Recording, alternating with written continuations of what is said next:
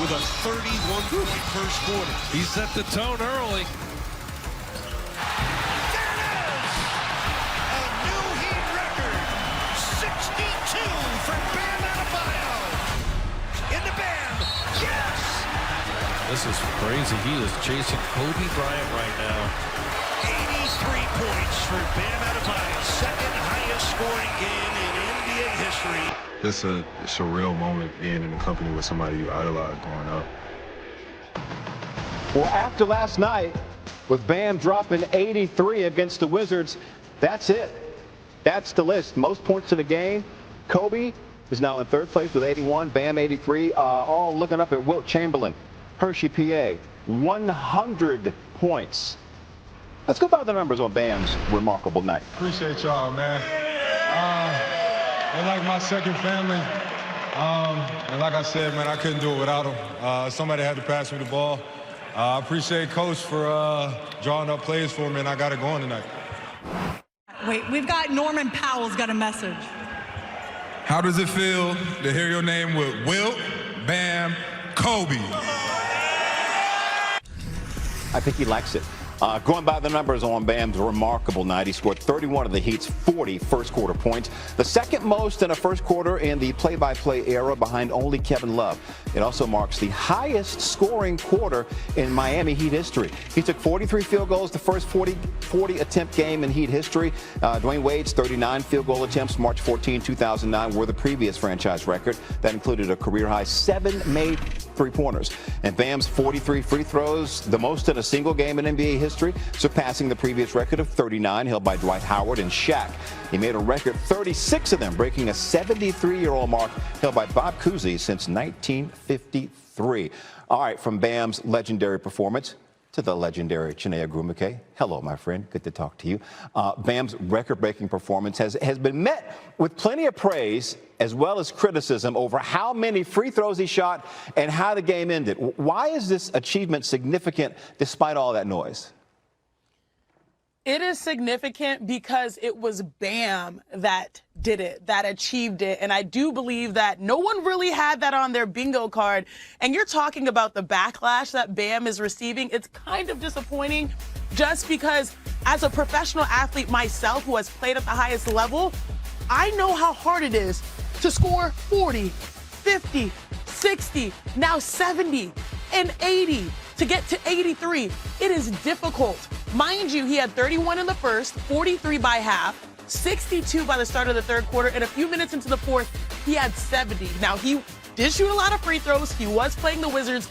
Those qualifiers are real, but it doesn't change the fact that that was a difficult thing to achieve no matter the circumstance.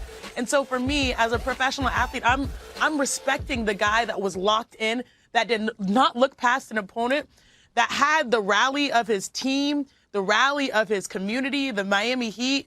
I know there's an emotional reaction to passing Kobe, especially in that Kobe game, knowing that he needed every one of those buckets for the Lakers to get a win.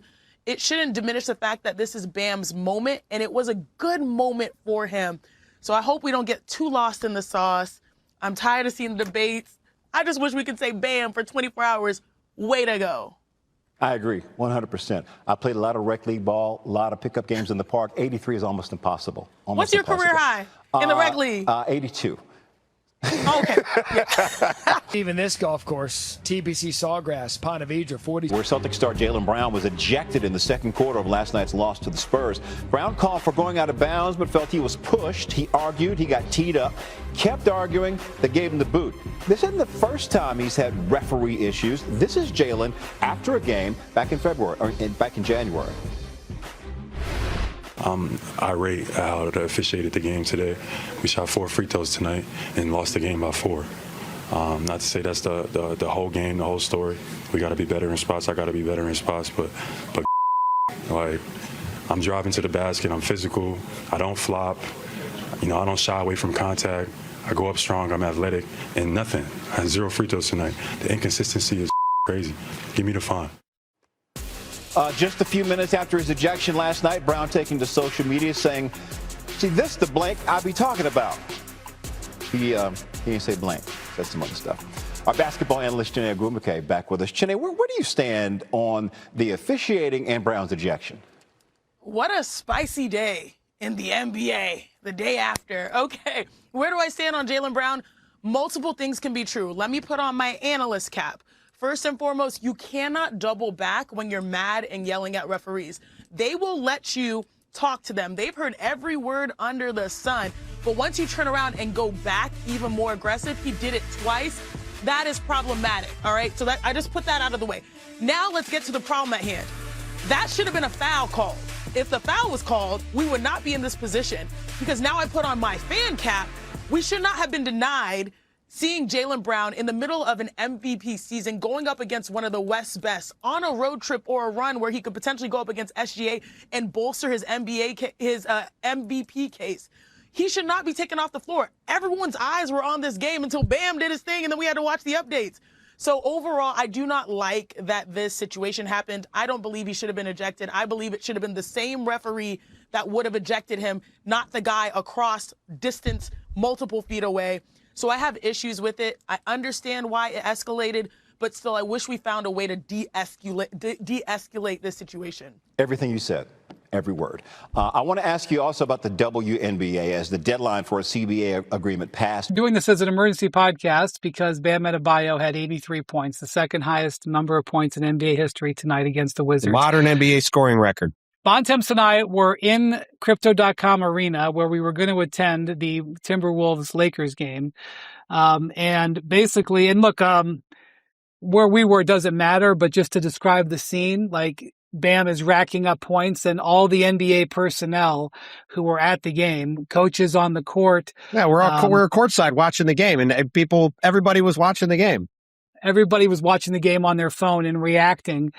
And being inside Crypto.com Arena, the home of Kobe Bryant, when this went down, was interesting. I'm just going to tell you right now, people are going to be in their feelings about this, and I think some people on this podcast are going to be in their feelings, and I'm going to get out of their way. I'm just going to say one thing. Ordinary time is wonderful because you get special things that happen in ordinary time, and that's what makes it special.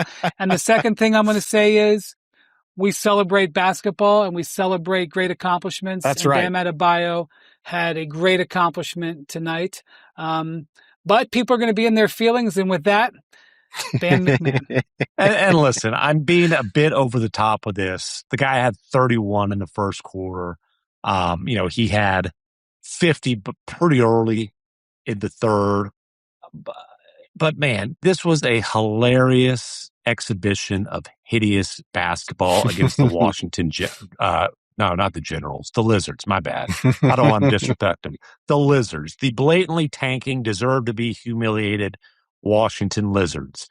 But goodness sakes, I mean, I get it. Bam's your guy. He's got a chance to chase some history. But you're up 20-something, intentionally fouling to extend the game with minutes left. You are he's jacking up threes while being triple teamed. I mean, it honestly was just awful, hideous, disgusting basketball down the stretch that I admit I was cracking up laughing while watching, but I never, ever, ever, ever, ever, ever, ever want to hear about heat culture and professionalism and all that crap again, because that was the most blatant stat chasing I've ever seen. That honestly is the worst stat chasing since Ricky Davis tried to get a rebound on the wrong basket to get a triple-double. But the difference is this was minutes and minutes and minutes and extended game stat chasing. So it was embarrassing for the Lizards, egregious for the Heat. But hey, you got your 83. I enjoyed the ethical 39 by Wemby more than I enjoyed the egregious 83. But I'm old. I'm grumpy. I admit it. McMahon just doesn't want to be working at 10 o'clock at night Central Time on Tuesday night after a rough travel day when he slept in, had his nice relaxing lunch, had his podcast at 2:30 for a podcast at 1 o'clock, I should say, so he could fly home at 2:30 in the afternoon, have a nice relaxing dinner, sit down and watch the game. Hold on. You forget no one cares about my itinerary. This wasn't the most egregious example of stat chasing you've ever seen. If anybody criticized Russell Westbrook for stat chasing but enjoyed this, they're absolute hypocrites. If anybody's ever called Shai Gilgeous-Alexander a free throw merchant, but you were fired up to watch Bam Adebayo shoot 43 free throws. And by the way, God, how do you keep fouling the man? My gracious. The refs had to change their whistles out midway through the fourth quarter.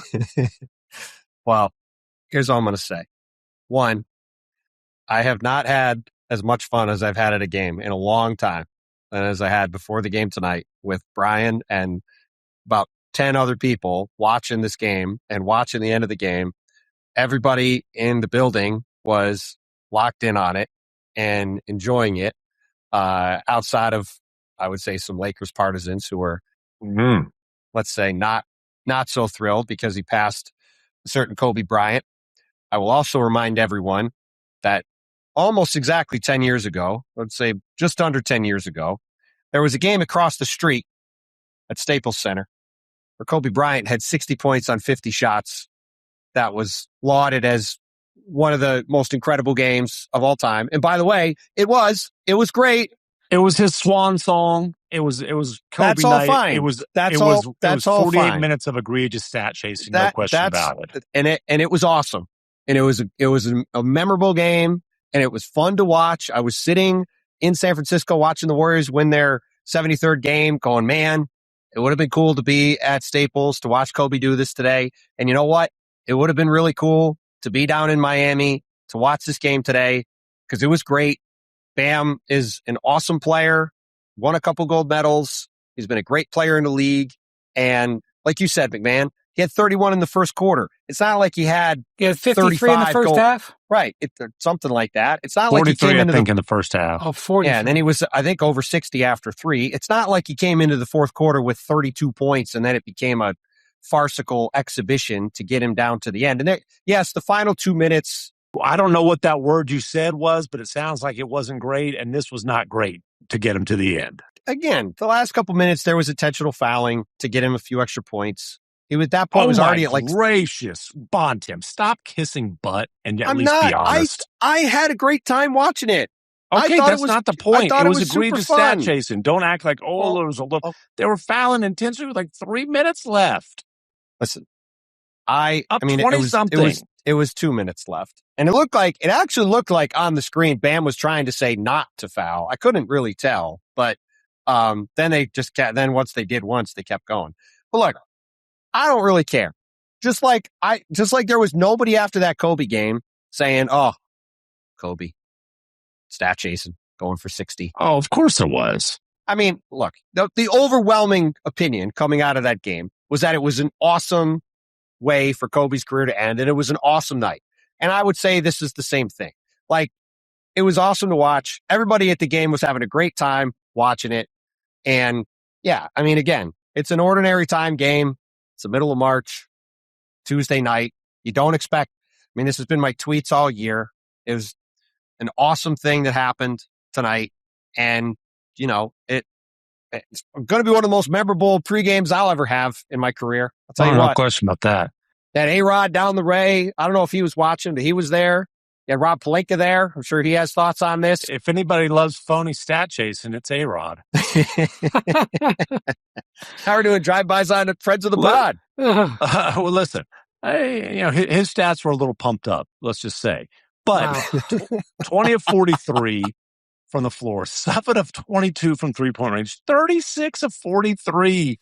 The 43 free throws are wild. That 83 was as authentic as most of the women's faces who sit courtside in that arena. All right, I want to just say we don't have video of. Can one of you guys get the fourth quarter stats for tonight? I just looked it up in NBA.com. It wasn't loading, but it was. I'll pull it up. All right, so I have Wilt Chamberlain's box score. We don't have video of it, right? We have no idea how ethical that was. But I'm just going to know somebody who played in that game, Sam Stith, St. Bonaventure legend. I talked to him about it. Wilt was 28 of 32 from the line, 36 of 63 All from right, the floor. hold your water. In that game. Hold your water. Oh, there's no water. Don't bring up St. Bonaventure right now, Bontemps. Bonaventure's great. Wilt Chamberlain in the fourth quarter of that game Okay. He had 21 shots in the fourth quarter of that game. He was 12 of 21. He had 10 free throws. Do we think that there may have been some shenanigans to get him to 100 points? Some stat chasing? Absolutely. Okay. I'm just saying, like, if you're going to praise Wilt and you're going to praise Kobe, like there may have been, I don't know what happened. So but Bam in the fourth quarter of this game was 3 for 8 from the field. He was 1 for 6 from 3, and he was 14 for 16 from the line. He had 62 points after 3 quarters, and 21 points in the fourth. Wilt's shooting in that game, he took 14 shots in the first quarter, 12 in the second quarter, 16 in the third, 21 in the fourth. He was 12 of 21 in the fourth quarter. He was hoisting a little bit, gents. So, like just going back to the 60s, like you're right.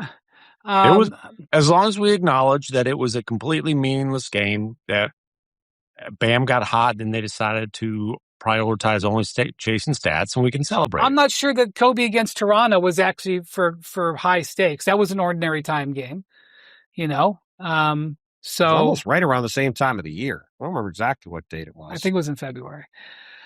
But look, the one thing I didn't like the Heat fouling to extend the game. That I did not like. I mean, that was embarrassing. Yes, but the majority of his points were scored. Look, they're a bad team. The Lizards? Yeah, they're a bad team. Yeah, I agree, but they're a bad team every night. And you don't see somebody put up 80.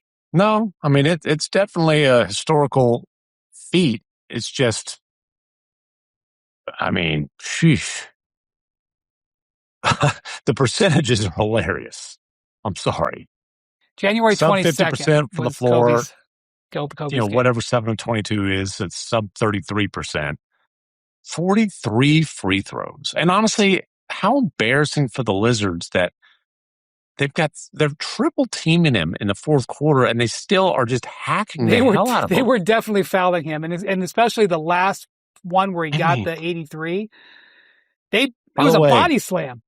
Spoelstra challenged a charge on Bam when they were up 25 with less than 3 minutes remaining. Well, the Wizards then challenged another foul shortly thereafter. Was there a Spoelstra Brian Keefe postgame handshake?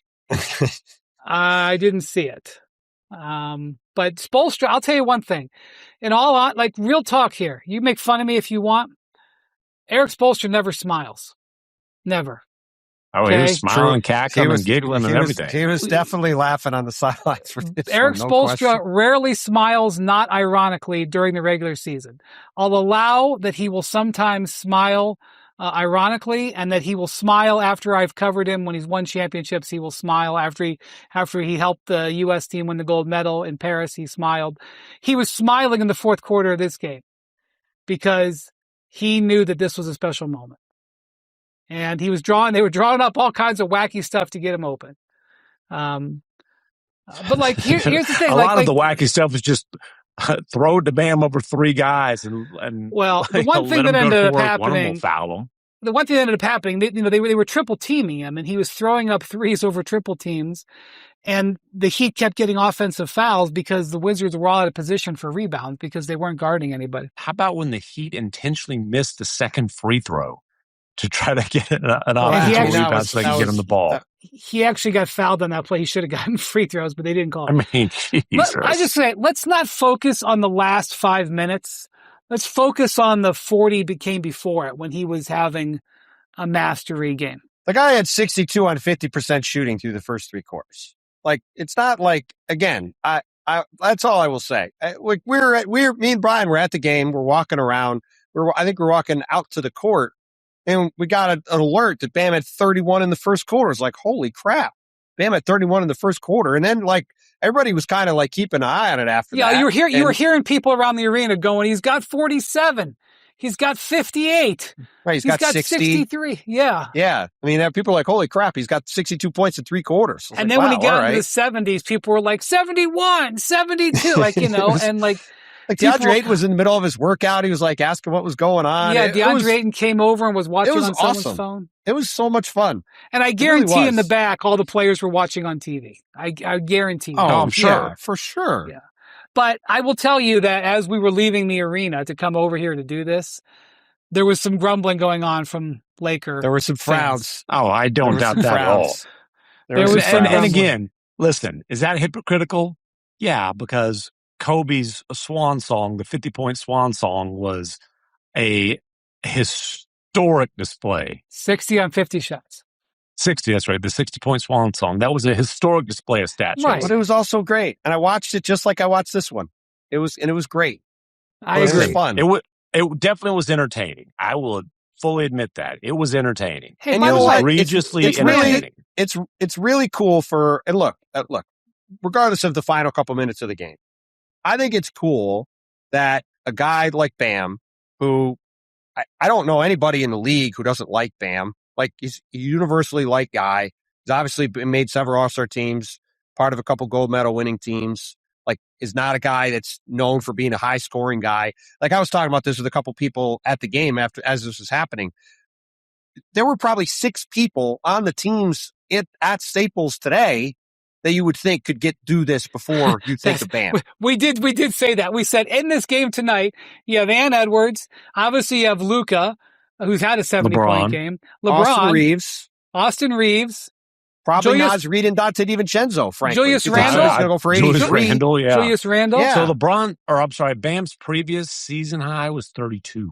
He had 31 in the first quarter. I think it was 41. His career was 41. Season high. Sorry. Yeah. Sorry. Yeah.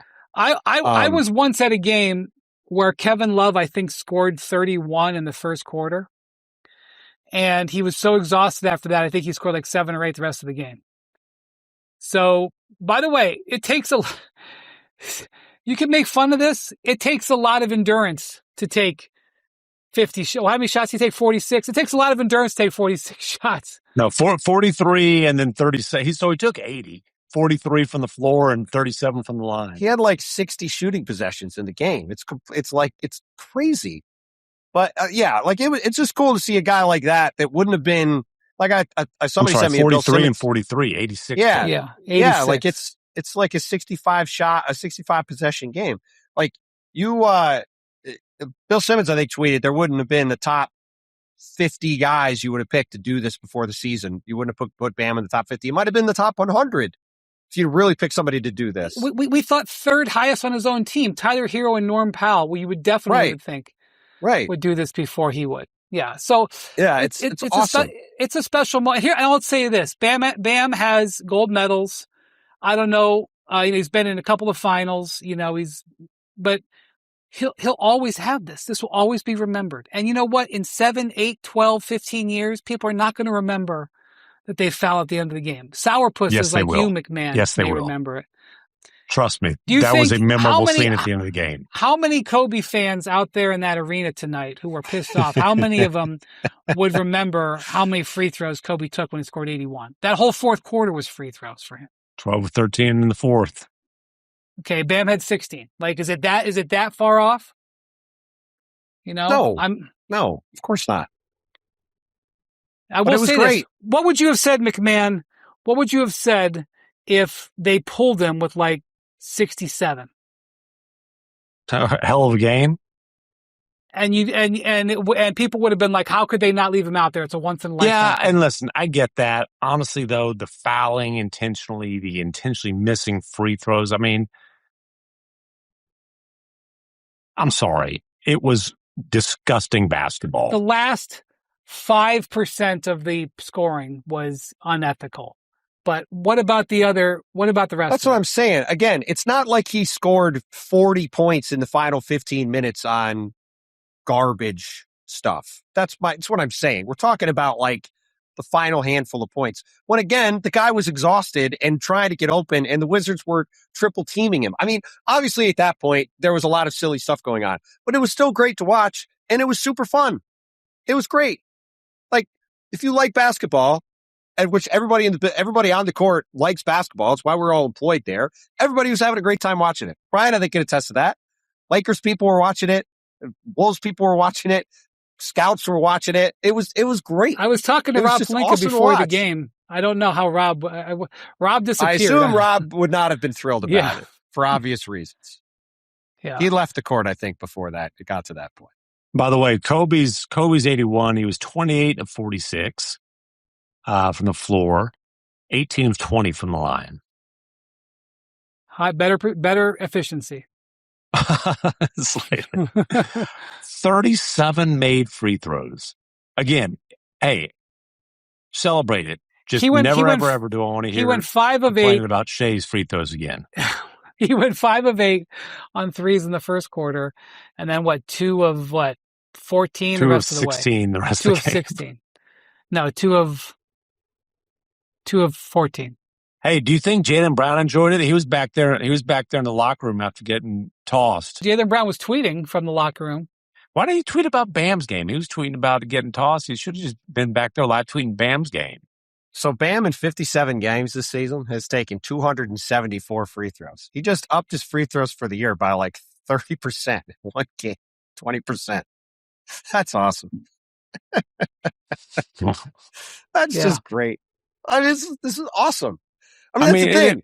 It is hilarious. It's a random night in March, and I'm never going to forget watching it. Never going to get watching it. Never going to forget where I was at. It was awesome. Van's a great dude. Happy for him. It's really cool. I had 7 different group chats of people I was trying to watch the game and my pocket is exploding. Everybody whose phone that we're watching it on, there's 3 or 4 different people were watching it. All of their texters flying in. There's all their group chats are alive. This is my point. Can't we say that we all had a moment on a Tuesday in March? That's kind of cool. Exactly. Just like we did on a whatever it was, a Sunday in April 10 years ago when Kobe did that. I remember when LeBron broke the record for Kareem's record, they harvested every piece of memorabilia that was in existence. Now, granted, LeBron's memorabilia is going to go more than Bam's, but the one-off value of this, I'll bet that the Heat are pulling everything they possibly can short of tearing up the court itself. Well, I hope they've got an eye on their security guards then. I was like, how much is that? Bam was chewing on that mouth guard. It was coming. How much is that mouth guard going to go for? Yeah, it was great. That was a wildly unexpected way for the night to go. Hey, listen, at least the Lizards rather have played one entertaining game this year. Hey, by the way, if we're going to talk about tanking teams since we're sitting here, we got to shout out the Memphis Grizzlies. This is some unbelievable tanking that they are doing. Wait, did they pull a loss out of their hat tonight? Oh, they sure did. They were losing the whole game to the Sixers VJ Edgecombe came back and played, but all their other guys were out. They're losing the whole game. They wind up, they were winning the whole game. They wind up losing by 10. Oh my! They are now. They were at one point 15-16 and 18-23. They are now 23-41. That is so many losses in a row. Yeah, got outscored by 16 in the fourth quarter. That's good work. All right. Yes. It's just some all-time tank and maneuvering. Well, if you're going to talk about another game tonight, you should talk about the Spurs beating the Celtics, which was a quality win. But Jaylen Brown was ejected in the first half by a friend of the pod, Tyler Ford. No, I'll say this: Tyler gave him the first tee and didn't make the call that was Jaylen Brown was upset about. But yeah, he did. He didn't eject him. The other ref came in. There was no foul. Him. That's what Jaylen was upset about. He was upset that there was no foul. Yeah, I said he didn't make the call. He didn't make the call. Right. Yeah. And Tyler, little fella, 5'9" in his hokas, but personality's bigger than his stature. It's grown over the years. No, I'm serious. He was very patient, and Brown earned his first tee. It was extended. It was pointing. Tyler was trying really hard not to get him the pool report says profanity. Of course, there was profanity. And then Brown kept going and going and going, and Tyler didn't give him the second tee. The other ref came in and teed him up and tossed him. But dude, that's what normally happens. They have the back. People are mad at the refereeing. How about once you get a tee, you said what you had to say.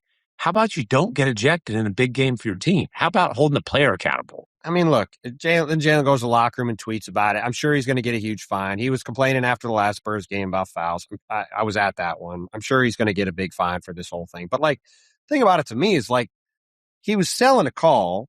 There was a little bit of contact with Stephon Castle. It's not like he got tackled out of bounds. So, like, if you want to be annoyed about it, okay, fine. That's a wild call to get ejected from that game for. Victor Wembanyama had 40, 39. Hell of a win for them. 8 of 15 from 3, 10-0 when he hits at least 4 Bontemps. Listen, I'm on that team too. I wish he wouldn't shoot that many threes, but, Listen, when he hits threes, it's going to look great. There's no question about